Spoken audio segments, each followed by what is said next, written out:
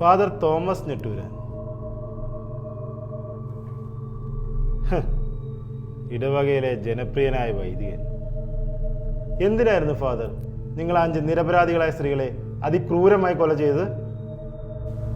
അവരെല്ലാവരും മരിക്കേണ്ടവരായിരുന്നു വിമൽ. കർത്താവിൻ്റെ തീരുമാനമായിരുന്നു അത്. ആ തീരുമാനം നടപ്പിലാക്കാൻ അദ്ദേഹം തിരഞ്ഞെടുത്തത് തന്നെയായിരുന്നു. ഈ നിരപരാധികളെ കൊല്ലാൻ കർത്താവ് എവിടെയാണ് ഫാദർ പറഞ്ഞിട്ടുള്ളത്? അവരെല്ലാം സാത്താൻ്റെ സന്തതികളായിരുന്നു വിമൽ.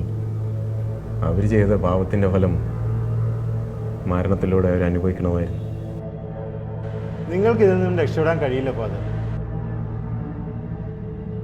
കാരണം തെളിവൊക്കെ നിങ്ങൾക്കെതിരാണ്. എൻ്റെ ആത്മാവിനെ വലിച്ചുകൊണ്ട് പോകാൻ ഭാരം കൂടി കയറും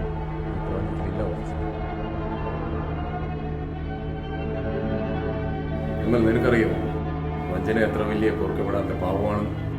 കൂടെ നിന്ന യൂദാസ് ജീസസിനെ വഞ്ചിച്ച പോലെ അവരെല്ലാവരും അവരുടെ കുടുംബത്തെ വഞ്ചിച്ചിരുന്നു.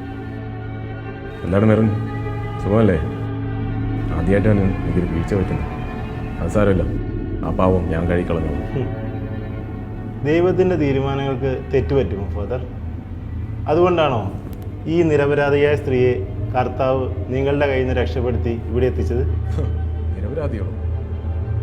എന്താണ് മെറിൻ, നീ ചെയ്തത് ശരിയാണെന്ന് നിനക്ക് തോന്നുന്നുണ്ടോ? നീ നിന്റെ നല്ലവനായ ഭർത്താവിനെയല്ലേ വഞ്ചിച്ചത്?